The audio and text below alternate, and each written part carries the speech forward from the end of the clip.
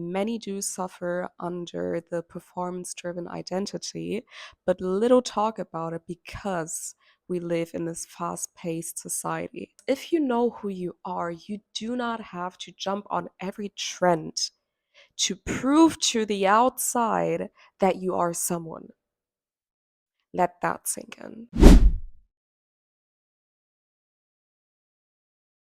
Hello guys and welcome back to my YouTube channel. Today is going to be a very personal topic, but just also not personal for me, but personal for other people too.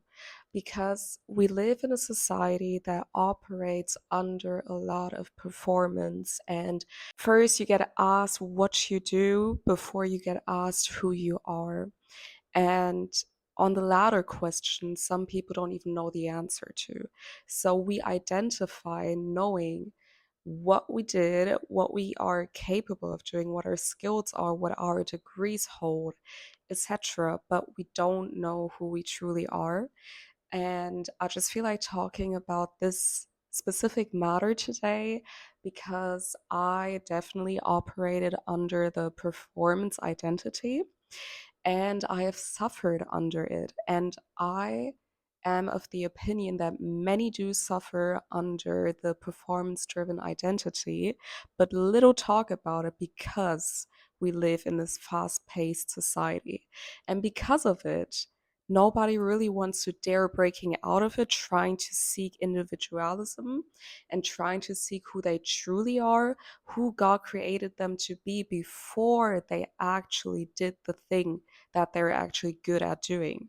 Because let's be honest, if we're great at doing something, it is so hard to take it off of us and be like, oh yeah, I'm great at doing this certain thing, but actually I'm underneath this ability, this skill, this performance, this gift, this talent. I'm someone with a soft heart. I'm emotional. I see the world through a different lens. Sometimes I feel alienated. Actually, I'm more of a freedom seeker than I'm someone who wants to chase the bag and all of that. But it just feels like we are kind of a misfit because that's not how the system and how society necessarily wants us to operate. So that's why we feel like it is the wrong path.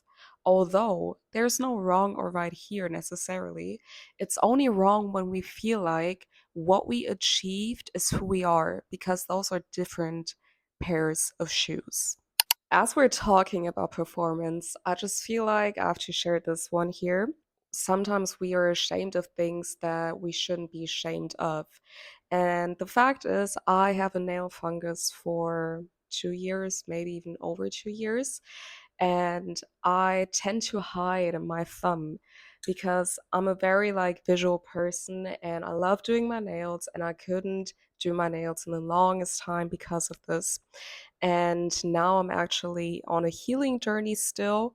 And it just looks odd to me knowing that my nails are made, but this one is loose because I had to remove it. I actually had a gel nail on this one, but yeah, it just really got sore again and I had to remove it because it's just you cannot put fake nails on a nail fungus. But yeah, so much of performance, right? Or trying to be something and hiding and whatnot. So that actually liberates me because I just felt very like stiff trying to hide my thumb. And now that is out of the way, we can actually liberally talk even more on this subject. Who you are before what you do. How do you feel when you hear the question, who are you? I feel like before we actually know the answer to who we truly are, it feels like we kind of search on what we've achieved. And now the question is, how come we operate under the lens of achievement before identity? And that is actually a big, big plug that if we unplug it, actually the breakthrough will happen. Because, hear me out, identity is so deep. We live in a society that is broken because we don't know our identities. We look left and right to who we want to be, who we want to become. There's so many ideologies: becoming that girl, Proverbs 31 woman if you're Christian, going like on monk mode, or being a high performer, or maxing this out, maxing that out. Like so many ideologies, so many versions of who you can become before you actually know who you are. And that is the root problem of everything. Because if you know who you are, you do not have to jump on every trend to prove to the outside that you are someone. Let that sink in. We jump on so many wagons, like trend wagons actually, to show other people, oh, we're also part of that group. Yeah, I'm not an outsider. I belong to this group too. Oh, yeah, actually, I'm quite ambitious. So I belong to this running club. So I'm actually a runner. I identify as a runner. And that's why, like, I'm not a misfit because I belong to a group. And of course, I'm not judging anyone who does that because honestly, like, we all fall victim under it, even if we're aware of it or not.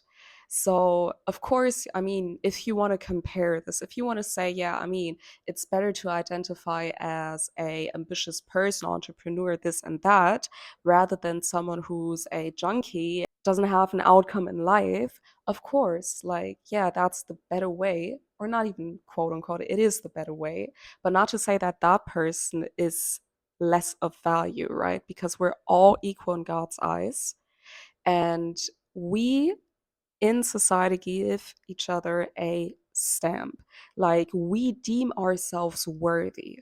Although God is the only one to say that we are worthy, because we are worthy because He has created us. So all of us are creations of God. Whether you believe in God or not, He has created us. You, yes, you've been born out of the womb of your mother, but there's a plan within you. That's why you are here on this world.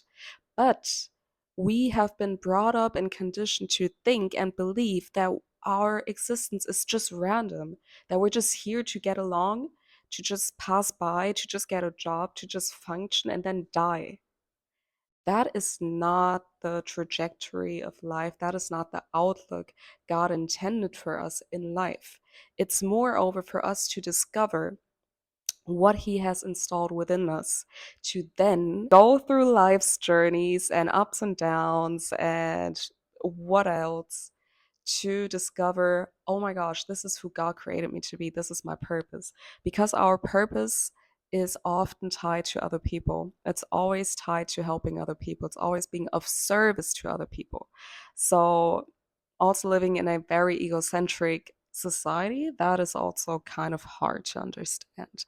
But just think about a lot of like, entrepreneurs or people that are successful nowadays. Most of them actually have a service, whether it's they help people or they have products that help people. It's always a service based solution. And that's why they are, further than other people who are more egocentric and just do things for themselves. But, anyways, that's the thing. So we just have to figure out why we buy so much into this identity and try to get out of it, because it won't benefit us in the long term. Because truth be told, majority of people suffer under addictions nowadays because they live in a society, they live in a world, they have created a life, a world in fact, where they look happy on the outside, but inside they're dying, inside they're unsatisfied, inside they are questioning deep, deep, deep life questions, but they cannot talk about it because no one seems to talk about it. So, where do you go with all of this?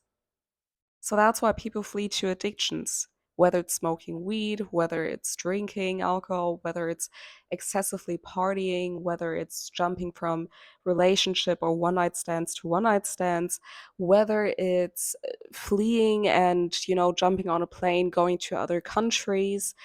Um, whether it's fleeing into work and just, consuming yourself with so much work and busyness and planning that you don't have time to think about the actual question that is really sitting within you for all this time. And you just feel like, why am I feeling this unrest?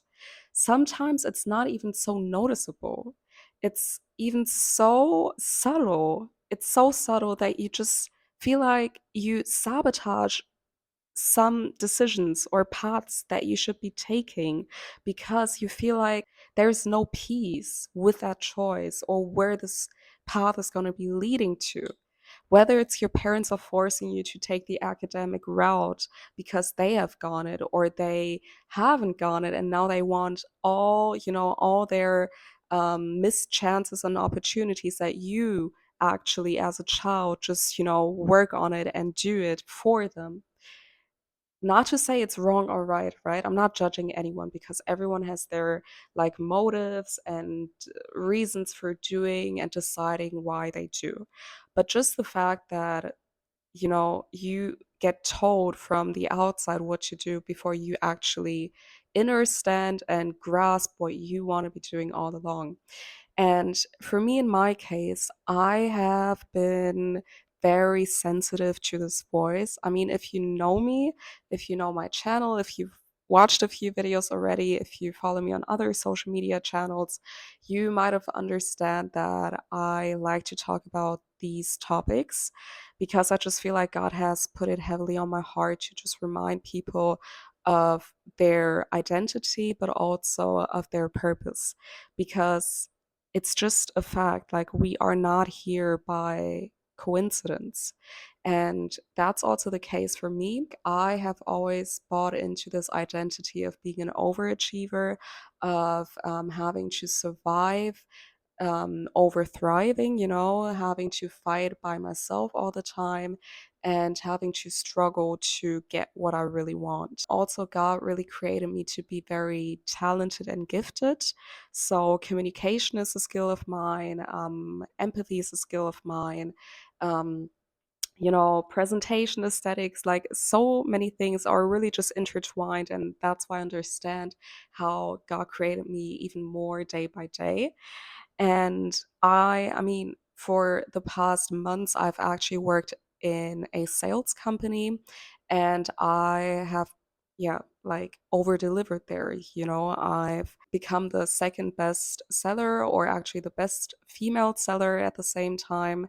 And just, threw myself into work because I was chasing the bag. I was really just wanting to secure the money back, the finances, because I come out of a family where everything what I wanted to achieve or get was on myself. So I had to work for it myself. And that's why I thought, oh my gosh, with sales and provision, you just get so much more money. So you just have to work really hard and then you get the money. And that was my case. And it led to so many blessings, like so many blessings. I cannot even count them, but also to so many destructive moments, which I had to recover from, which I'm still recovering from, to be quite frank.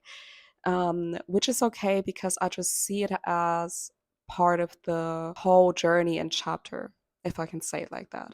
Like, all of the experiences that I've made there had to happen for me to sit here, pushing myself to be back on YouTube, pushing myself to actually consider what I truly want and not just do it because of the money. Because I was money motivated. I thought I would just do it out of like responsible reasons because you need to be responsible.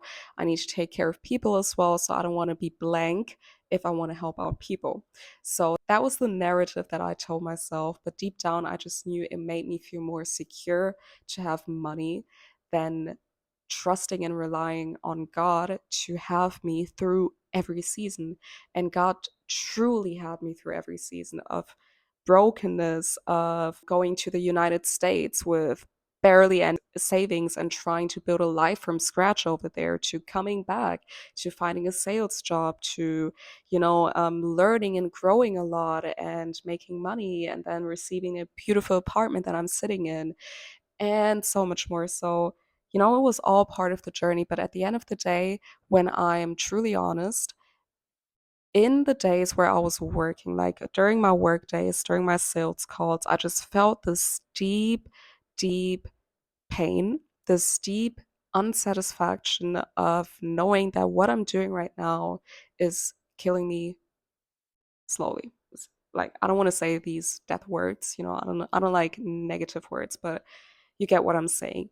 It was just like really breaking me from within. And I just thought, I just have to suck it up even more. Yes, I'm more of a people's person now. I'm doing a job that is like very numbers and performance driven, but I can just go over that. Like, I just have to work harder. I just have to ignore that voice. And actually, I put that voice aside and God aside to just function. And I feel like many people do that, especially if you're a believer and you feel like you just have to survive and operate in this world. You just push aside the voice of God, you just push aside your inner self just to function. And that's the problem. And that's where the inner breaking happens, because it's like your identity cracks. It's like you're letting go of your true self and your soul is actually aching. And that's a thing, right? And that's what happened in my case. So it took me a year, like let's say 10, 11 months to just like really get it. Now I'm not working at that sales job anymore. And I'm here trusting God on who He has created me to be, to show me the path. And that is also not an overnight process. I wish it would be. Because I'm sitting here week after week and I'm like, okay, God, now I should be knowing. Now I should be doing. And that's the thing, right? Doing again. So I'm more buying into the doing identity than the being identity. But that's a topic for another day as well, because doing and being very different pair of shoes, but very, very intertwined through society, right? So yeah, that's a thing. So I just want to encourage you to sit with the question, who are you before what you do? Who are you? Insert your name watching this. Now I want you to question the narrative of you having to do something to be someone.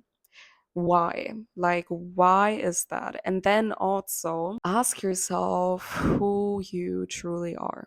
And I think with that question, you won't immediately know the answer, because you have to do a lot of searching, a lot of soul search, a lot of deep work, a lot of reflecting, a lot of unconditioning, a lot of sitting in silence, which I know people don't like.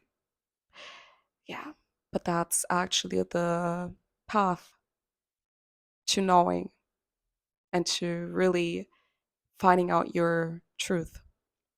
So, yeah, I hope this video resonated with you. I hope it provoked and, yeah, just resulted in a reflective state of you wanting to figure out, okay, who am I truly? And why am I buying into all of these identities people are telling me to become before me knowing who I actually am? That's quite twisted. So sit with it, and thank you for watching. See you next time then. Bye.